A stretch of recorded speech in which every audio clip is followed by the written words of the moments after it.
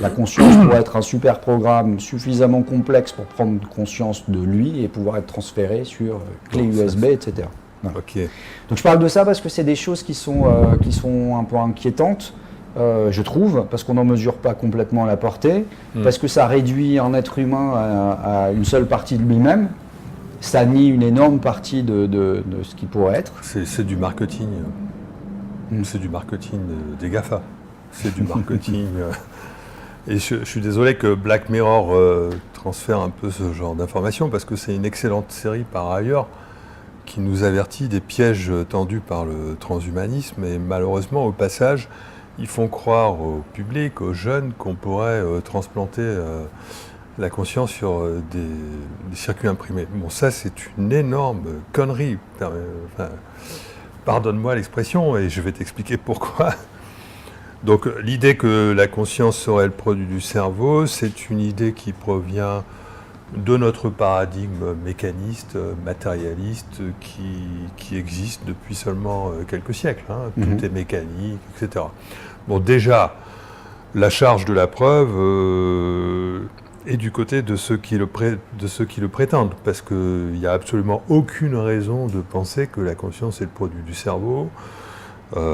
David Chalmers l'a bien précisé, à travers ce qu'on appelle le problème difficile de la conscience.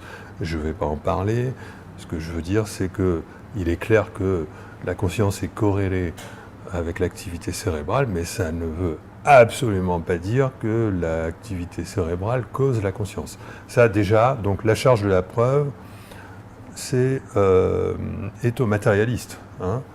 Et ça n'est pas prouvé. Par contre, moi, j'ai d'excellentes raisons de penser que la conscience ne peut absolument pas être le produit du cerveau, et ces raisons, je les tiens de mon expérience en intelligence artificielle.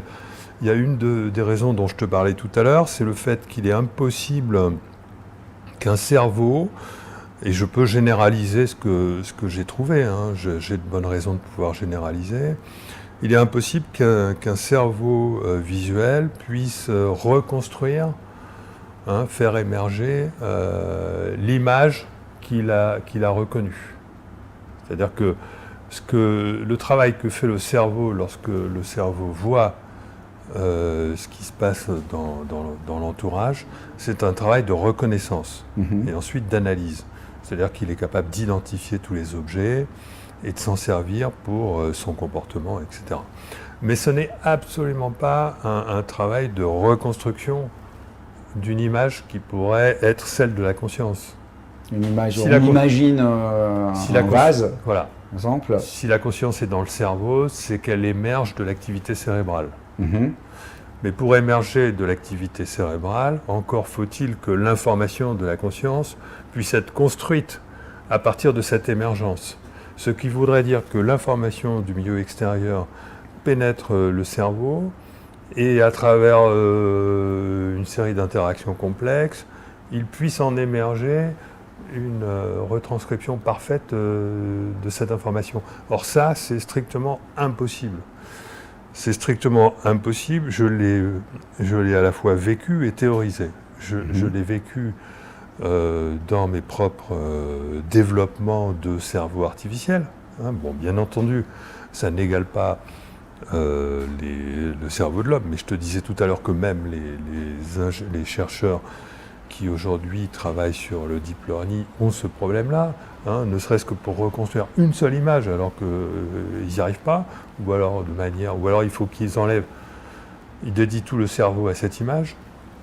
Et la deuxième raison, c'est la perte d'information qui a lieu dans les interactions et que j'ai théorisé, hein, et qui fait qu'on ne peut absolument pas retrouver une image qui a subi les transferts qui ont lieu, les transferts d'informations qui ont lieu à l'intérieur du cerveau. Donc, bon, enfin, ça, je le dis comme ça pour pas rentrer trop dans les détails. Pour qu'on comprenne bien, à partir du moment où un cerveau artificiel est capable de reconnaître un objet, ouais. Je ne comprends pas comment il n'arrive pas à le mémoriser, puisque s'il est capable de le reconnaître, alors avec des points clés, par exemple un visage avec la biométrie, il va avoir des points clés. Oui. Ensuite, il va avoir cette image-là et même le process de calcul qu'il a fait, de comparaison avec toute sa base de données. Il va mémoriser la signature de cet objet, c'est-à-dire uniquement les points clés qui lui ont permis à le reconnaître et à le différencier de tous les autres. Mais il ne va en aucun cas être capable de mémoriser l'image telle qu'elle lui est parvenue. D'accord. D'accord ? Ça, c'est pas possible. Ça, c'est pas possible. Non, disons que l'architecture d'un cerveau ne le permet pas. Je ne dis pas que d'autres... D'un cerveau artificiel, hein, tu dis. D'un cerveau artificiel avec des réseaux de neurones, etc., c'est incompatible. Même les mathématiciens trichent lorsqu'ils essayent de faire une reconstruction d'image à partir de l'information qu'il y a dans le cerveau. Ils n'y arrivent pas. Mais en plus, ils utilisent des procédés de calcul qui ne sont pas dans le cerveau. Donc, franchement, on est loin du compte. Donc ça, c'est les raisons techniques qui sont issues de mon expérience en intelligence artificielle. Mais j'ai d'autres raisons qui sont issues de ma conception du temps,